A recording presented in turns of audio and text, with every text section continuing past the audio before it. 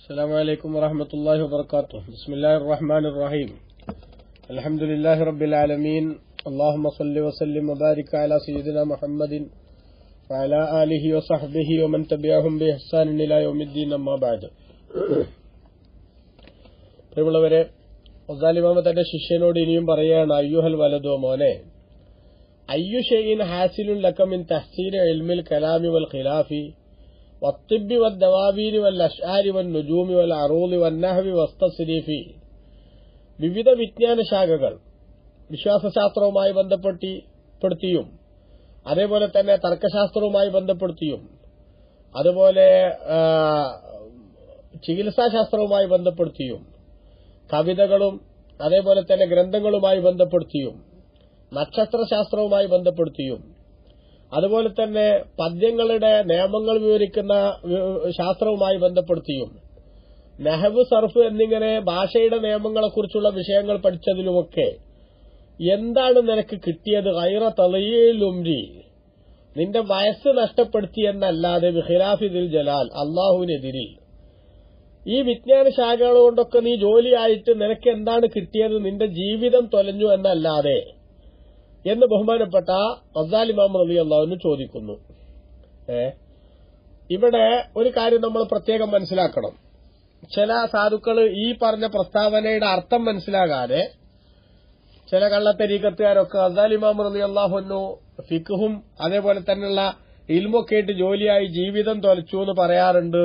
അതുകൊണ്ട് തന്നെ നമുക്ക് ഫിഖ്ഹും വേണ്ട, അഖീദയും വേണ്ട, ഇൽമുൽ കലാമും വേണ്ട എന്നൊക്കെ ഇതിൽ നിന്ന് പെട്ടെന്ന് തന്നെ കണ്ടുപിടിക്കുന്ന ഒരു അബദ്ധം പലപ്പോഴും ചെയ്യാറുണ്ട്.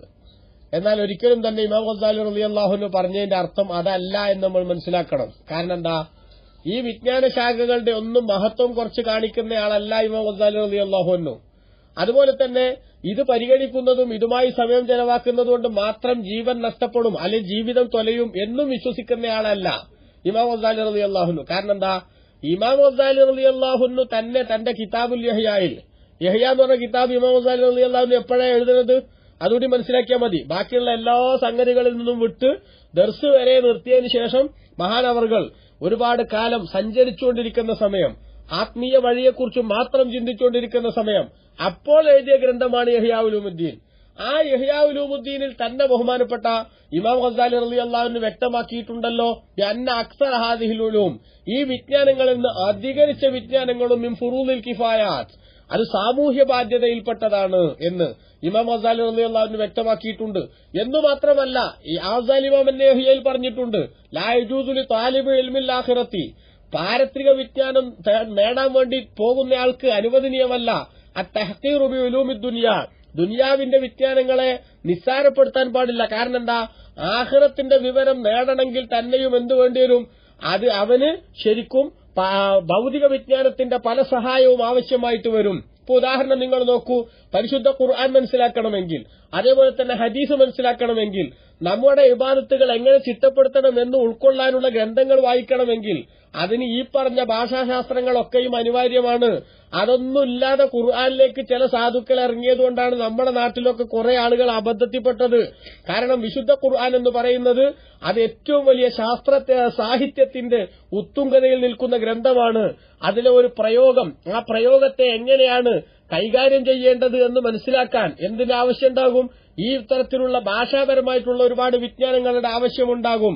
അപ്പൊ അതുകൊണ്ട് ഈ പറഞ്ഞ ഭാഷാ വിജ്ഞാനങ്ങൾ ഒന്നും തന്നെ അത് നിസ്സാരപ്പെടുത്താൻ പറ്റൂല എന്ന് ബഹുമാനപ്പെട്ട ഗസാലി ഇമാം റളിയല്ലാഹു അൻഹു തന്നെ രേഖപ്പെടുത്തിയിട്ടുണ്ട്.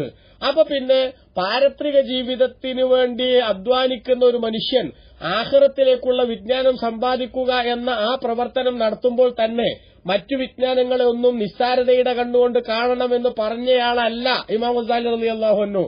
എന്നു മാത്രമല്ല, അതൊക്കെയും ഫർള് കിഫയുടെ, അഥവാ അത്തരം കാര്യങ്ങളൊന്നും തീരെ ചിന്തിക്കാൻ ആളില്ലെങ്കിൽ പിന്നീട് ഈ പറഞ്ഞ അടിസ്ഥാന വിഷയങ്ങളും കിട്ടാത്തൊരവസ്ഥ വരുമെന്ന് മഹാനവറുകൾ തന്നെ വ്യക്തമാക്കി പറഞ്ഞിട്ടുണ്ട്. അപ്പൊ പിന്നെ ആ പറഞ്ഞുകൊണ്ട് എന്താ ഉദ്ദേശിക്കുന്നത്? നിന്റെ ജീവിതം നശിച്ചു, നിന്റെ ജീവിതം തൊലഞ്ഞു, ഈ ജന്മം പാഴായി എന്നല്ലാതെ മറ്റൊന്നും നിനക്ക് കിട്ടിയില്ലല്ലോ എന്ന് പറഞ്ഞാൽ അതിന്റെ ഉദ്ദേശം എന്താ? അതിന്റെ ഉദ്ദേശം ബഹുമാനപ്പെട്ട ഗസാലി ഇമാം റളിയല്ലാഹു അൻഹു വ്യക്തമായി വിശദീകരിക്കുന്നുണ്ട്. എന്താണ് ആ പറഞ്ഞത്? നീ ഉദ്ദേശിക്കേണ്ടത് ഈ സംഗതികൾ കൊണ്ടെല്ലാം അള്ളാഹുവിന്റെ ദീനിന്റെ ഉയർച്ച എന്നത് ഉദ്ദേശിച്ചായിരിക്കണം നീ പഠിക്കേണ്ടത്. ഉദാഹരണം, നീ സർഫ് പഠിക്കുന്നു, ഫഅല ഫഅല ഫഅലു എന്ന് നീ മനഃപ്പാഠമാക്കുന്നു, അത് നീ പഠിക്കുന്ന സമയത്ത്. അതേപോലെ തന്നെ കാല സെയ്ദുൻ എന്ന് പറഞ്ഞാൽ അവിടെ സെയ്ദുൻ എന്ന് പറയുന്നത് കാല എന്ന ഫിഅലിന്റെ ഫായിലാണ്, അതിന് റഫ്ആണ് എന്ന് നീ പഠിക്കുന്ന സമയത്ത് നീ അതുകൊണ്ട് ഉദ്ദേശിക്കേണ്ടത് എന്താണ്? അള്ളാഹുവിന്റെ ഇബാദത്തിലേക്കും അതേപോലെ തന്നെ അള്ളാഹിനെ കുറിച്ച് ശരിക്കും മനസ്സിലാക്കുന്നതിലേക്കും അതുപോലെ തന്നെ എന്റെ ഹൃദയം ശുദ്ധിയാക്കുന്നതിലേക്കും എന്റെ സ്വഭാവം സംസ്കരിക്കുന്നതിലേക്കും ഒക്കെ എനിക്ക് എത്താനുള്ളൊരു വസീലയാണ്, ഒരു മാർഗമാണിത്. അതുകൊണ്ട് ഈ വിജ്ഞാനത്തിന്റെയും എന്റെ യഥാർത്ഥ ടാർഗറ്റ് പടച്ചവന്റെ പൊരുത്തം എന്നതാണ്, എന്നിടത്തേക്ക് നീ എത്തണം എന്ന ഉത്ബോധനമല്ലാതെ ഒരിക്കലും ഈ വിജ്ഞാനങ്ങളൊന്നും പഠിക്കുന്നത് അത് ജീവിതം പാഴാക്കലാണ് എന്ന അർത്ഥത്തിലല്ല ഇമാം ഗസാലി റളിയല്ലാഹു അൻഹു വിശദീകരിച്ചിട്ടുള്ളത് എന്ന് പ്രത്യേകം നമ്മൾ ചിന്തിക്കേണ്ടതുണ്ട്. കാരണം എന്താ, ഒരു സംഗതിയായിട്ട് ബന്ധപ്പെടുമ്പോൾ നമുക്കറിയാമല്ലോ, ഓരോരുത്തർക്ക് അവരുടേതായിട്ടുള്ള റോള് നിർവഹിക്കാനുണ്ടാകും. ഇപ്പൊ യുദ്ധത്തിന് പോകുന്ന സഹാബത്ത്, ആ സഹാബത്തിന് യുദ്ധത്തിന് പോകുന്ന സമയത്ത് അവരെ ഉദാഹരിച്ചു പറഞ്ഞിട്ടുണ്ട് പണ്ഡിതന്മാര്. യുദ്ധത്തിന് പോകുന്ന മുസ്ലിമീങ്ങളുടെ കൂട്ടത്തിൽ ചിലര് കളത്തിലിറങ്ങി പോരാട്ടം നടത്തുന്നവരുണ്ടാകും. വേറെ ചില ആളുകൾ അവർക്ക് വേണ്ട പശ്ചാത്തല സൗകര്യങ്ങൾ ഒരുക്കി കൊടുക്കുന്നവരുണ്ടാകും. വേറെ ചിലർ അവർക്ക് വെള്ളം പുറത്തെവിടെ കിട്ടണമെങ്കിൽ ആ ശുദ്ധജലം കൊണ്ടുവന്നു കൊടുക്കുന്ന പണിയിൽ ഏർപ്പെടുന്നവരുണ്ടാകും. അതേപോലെ തന്നെ അവരുടെ കൂട്ടത്തിൽ ചിലർ അവരുടെ മൃഗങ്ങളെ ആരെങ്കിലും ശത്രുക്കൾ ഉപദ്രവിക്കുന്നുണ്ടോ എന്ന് നോക്കാൻ നിൽക്കുന്നുണ്ടാകും. എന്നാൽ ഇവിടെ ഈ മൃഗങ്ങളെ നോക്കാൻ നിൽക്കുന്ന ആള് അയാൾക്ക് യുദ്ധത്തിന്റേതായിട്ടുള്ള കൂലിയൊന്നുമില്ലേ? അയാൾക്കും കൂലിയുണ്ട്, അയാൾക്ക് പ്രതിഫലം ഒരിക്കലും കുറയില്ല. കാരണം എന്താ, അയാൾ എന്റെ സുഹൃത്തുക്കൾ അവിടെ യുദ്ധക്കളത്തിൽ സജീവമായിട്ട് യുദ്ധം നയിക്കണമെങ്കിൽ അവരുടേതായിട്ടുള്ള യുദ്ധത്തിന്റെ ഒരുക്കം, അതിന്റെ പശ്ചാത്തലം ഒരുക്കുന്നതിലുള്ള ഏറ്റവും പ്രധാനപ്പെട്ട ഒരു സേവനം തന്നെയാണ് ഞാൻ ചെയ്യുന്നത് എങ്കിൽ ഈ മൃഗങ്ങളെ നോക്കുന്നയാൾ, അതേപോലെ തന്നെ യോദ്ധാക്കളുടെ സാധനങ്ങൾ, അവരുടെ വസ്ത്രവും അതേപോലെ തന്നെ മറ്റു വസ്തുവകകളുമൊക്കെ അത് സൂക്ഷിച്ചു വെച്ച സ്ഥലത്ത് അവർക്ക് വേണ്ടി കാവല് നിൽക്കുന്നയാൾ, അദ്ദേഹം യുദ്ധം ചെയ്യുന്നില്ല, ഒരു ശത്രുവിനെയും ഒന്നും ചെയ്യുന്നില്ല, അയാളുടെ ശരീരത്തിലേക്ക് വെട്ടുവരുന്നില്ല, പക്ഷെ അദ്ദേഹത്തിന് പ്രതിഫലമില്ലേ? അദ്ദേഹത്തിനും പ്രതിഫലമുണ്ട്. എന്ന് പറഞ്ഞാൽ ഈ സംഗതി, ഈ വിജ്ഞാനങ്ങൾക്കെല്ലാം അതിന്റേതായിട്ടുള്ള മഹത്വമുണ്ട്, അതിന്റേതായിട്ടുള്ള വിലയുണ്ട്. പക്ഷേ ഇതുകൊണ്ടൊക്കെ അള്ളാഹുവിന്റെ പൊരുത്തം എന്നത് ഉദ്ദേശിച്ച് മാത്രമേ മോനെ നീ മുന്നോട്ട് പോകാവൂ, അല്ലാതെ വെറുതെ തർക്കിച്ച് സമയം കളയാൻ വേണ്ടി ആവരുത്. അപ്പൊ ഇൽമുൽ കലാം എന്ന് പറയുന്ന പടച്ച റബ്ബിന്റെ കുറിച്ചുള്ള വിശ്വാസവുമായി ബന്ധപ്പെട്ടത് ഏറ്റവും ശ്രേഷ്ഠമായ വിജ്ഞാനങ്ങളിൽപ്പെട്ടതാണ്. പക്ഷേ അതിൽ ആവശ്യമില്ലാത്ത കുറെ വസ്വാസുകൾ കൊണ്ടുവരുന്ന ആളുകളോട് അവർക്ക് വേണ്ടി വെറുതെ തർക്കിച്ച് നേരം കളഞ്ഞിട്ട് കാര്യമില്ല എന്ന് ഗസാലി ഇമാം റളിയല്ലാഹു അൻഹു പറഞ്ഞു എന്നേ ഉള്ളൂ. അത് മനസ്സിലാക്കാതെ ഫിഖ്ഹിനൊന്നും ഒരു വിലയില്ല എന്ന് ചിന്തിക്കുന്ന കുറച്ച് കള്ളത്തരീക്കത്തുകാർ ഈ അടുത്ത കാലത്തൊക്കെ ഇങ്ങനെ ആത്മീയമായിട്ടുള്ള വഴിയിൽ ഞങ്ങളാണെന്ന് വാദിച്ചുകൊണ്ട് വരുന്നുണ്ട്. അതിലെന്റെ സാധാരണക്കാരായിട്ടുള്ള സുഹൃത്തുക്കളാരും പെട്ടുപോകരുത് എന്ന് പ്രത്യേകമായി താക്കീത് ചെയ്യാനാണ് ഞാൻ ഈ വിഷയം നിങ്ങളുടെ ശ്രദ്ധയിൽപ്പെടുത്തിയത്.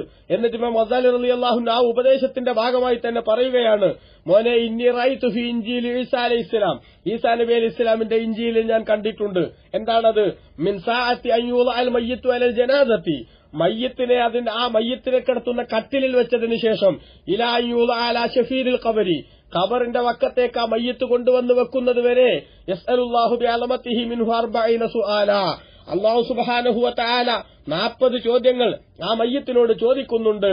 അതിൽപ്പെട്ട ഒരു ചോദ്യം ബഹുമാനപ്പെട്ട ഗസാലി ഇമാം പറയാണ്, യഖൂലു അബ്ദി, അടിമയെ, അല്ലാഹു പറയും, അബ്ദി എന്റെ അടിമ, ഓ അടിമയെ, തഹർത മൻളറൽ ഖൽഖി സിനീൻ, ജനങ്ങൾ കാണുന്നിടം നീ വർഷങ്ങളോളം ശുദ്ധിയാക്കി.